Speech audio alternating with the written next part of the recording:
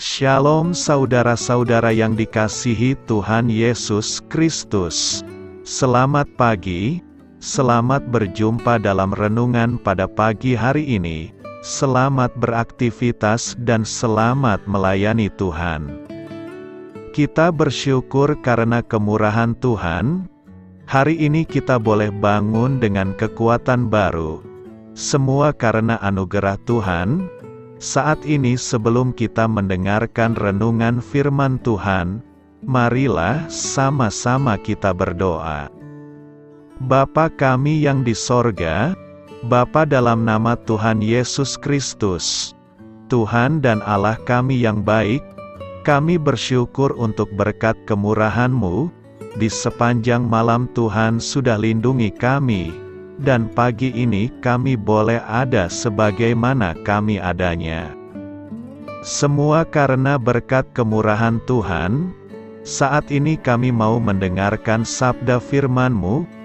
Jamah hati kami Tuhan, berikan pengertian yang baru, untuk kami memahami firman-Mu dan taat melakukan kehendak-Mu. Dalam nama Tuhan Yesus, kami berdoa. Haleluya. Amin. Sahabat suara kasih, ayat pembacaan Alkitab kita hari ini terambil dari Matius 15 ayat yang ke-36 sampai 39. Matius 15 ayat 36 sampai 39.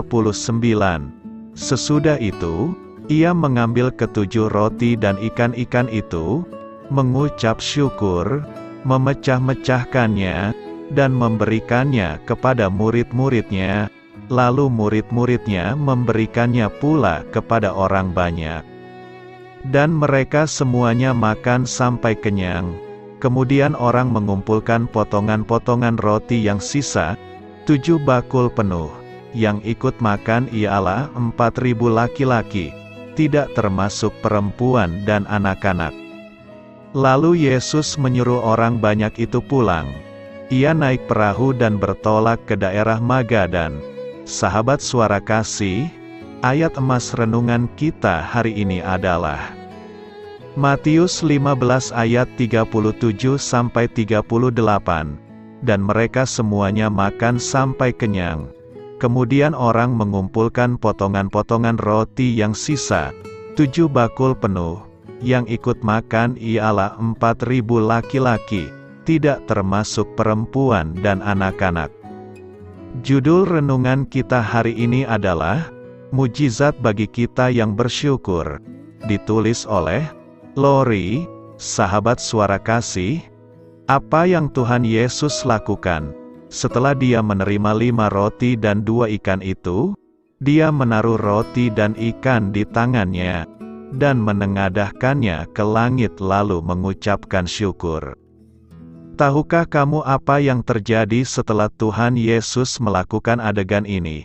Tuhan Yesus memecah-mecah 5 roti, dan mungkin memotong 2 ikan itu menjadi beberapa bagian, lalu memerintahkan murid-muridnya, untuk membagikannya kepada 5.000 orang yang datang saat itu.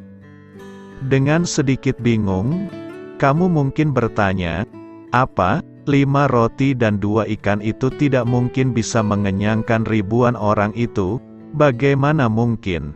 Tapi percayalah, Tuhan Yesus mampu melakukannya. Bagaimana caranya?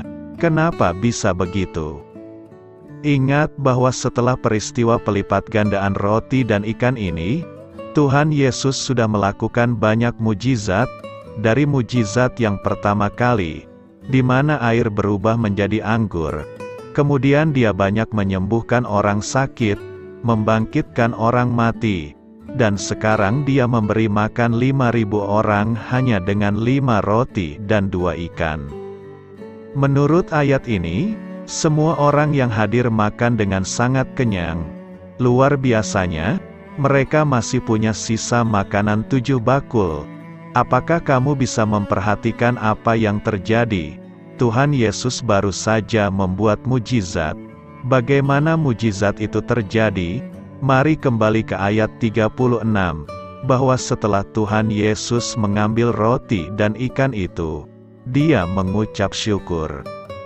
Artinya Tuhan Yesus memanjatkan rasa syukurnya kepada Allah atas makanan itu.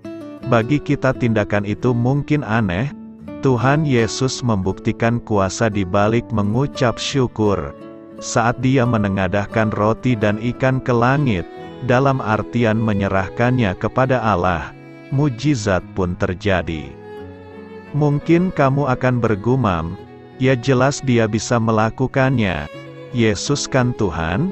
Selain mendeklarasikan keilahiannya, lewat peristiwa mujizat pelipat gandaan roti dan ikan ini, Tuhan Yesus memberitahukan kita, bahwa kuasa mujizat bisa terjadi, ketika kita percaya dan mengandalkan kuasa Tuhan. Kita mungkin tidak bisa melakukan mujizat sedahsyat yang dilakukan Tuhan Yesus. Tapi dia berjanji untuk mencurahkan kita penolong yaitu Roh-Nya, saat Roh Kudus tinggal di dalam kita. Sebagaimana Tuhan Yesus di dalam Bapa, kita diberikan kuasa untuk melakukan hal-hal yang benar di mata Tuhan. Tanpa sikap hati yang benar, Roh Kudus tidak akan bekerja atas hidup kita. Karena itulah, salah satu cara untuk bisa mengalami kuasa Tuhan adalah melalui ucapan syukur. Mengucap syukur adalah sikap di mana kita mau merendahkan hati di hadapan Tuhan. Karena itulah firman Tuhan mengingatkan kita untuk mengucap syukur dalam segala keadaan, tanpa terkecuali, termasuk saat dalam keadaan kekurangan dan begitu sulit. Kita mungkin tidak akan bisa membuat roti dan ikan berlipat ganda, tapi kita bisa mengalami mujizat dalam bentuk yang lain, seperti ketika kita orang lain memberikan makanan, ketika kita tidak mampu membeli makanan, atau ketika anak kita masih bisa lulus kuliah, ketika keuangan pas-pasan. Saat kita mengucap syukur di tengah keadaan apapun yang terjadi saat ini, Roh Kudus akan bekerja dan memberikanmu kekuatan untuk mempercayai janji Tuhan terjadi atas hidupmu. Sahabat Suara Kasih, jadi serahkanlah harapan, pergumulan, permohonan, dan masalah kita ke tangan Tuhan sepenuhnya. Karena itulah cara kita membiarkan kasih dan kuasa Tuhan bekerja untuk mengubahkan hidup kita sepenuhnya. Marilah kita renungkan, maukah kita mengakui bahwa Tuhan Yesus mampu menyelesaikan masalah kita saat ini? Percayalah dan andalkan kuasa Tuhan, karena Tuhan menunggu untuk melakukan sesuatu atas hidup kita hari ini. Amin.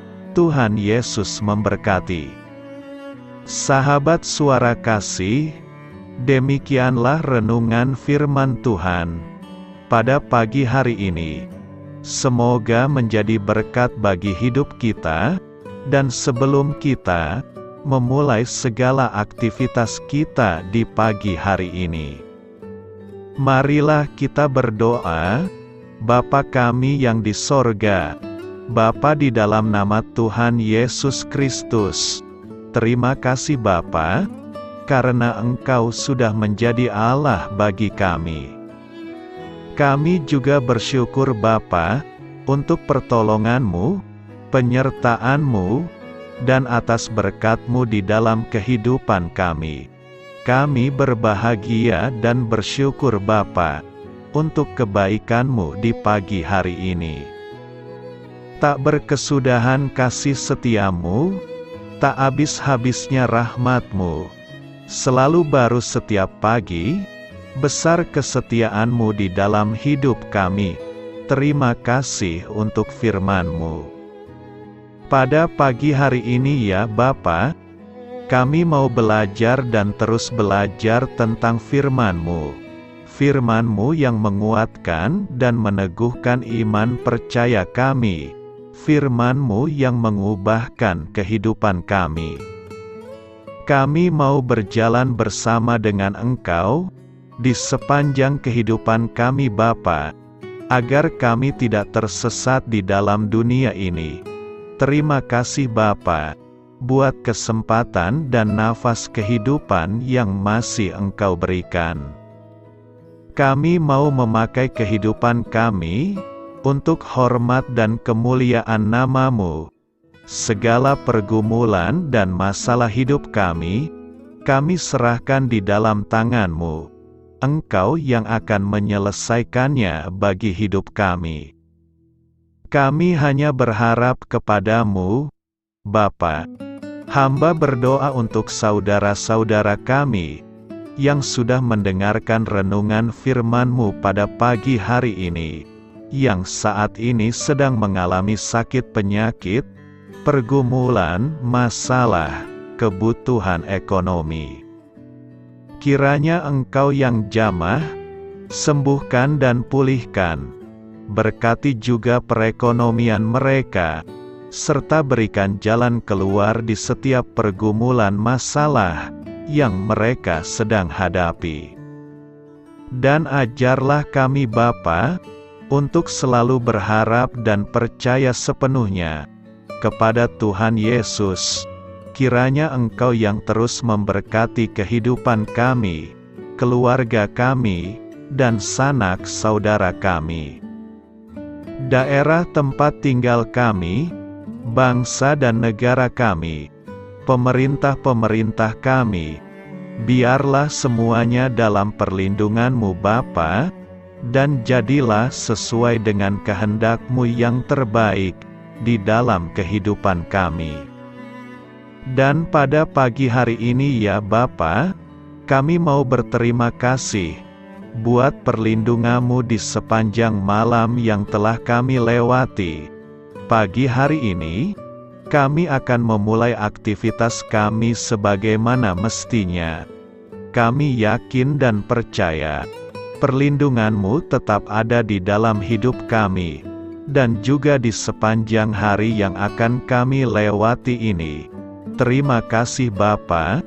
Inilah yang menjadi doa dan permohonan kami. Dalam nama Tuhan Yesus Kristus, kami berdoa. Amin.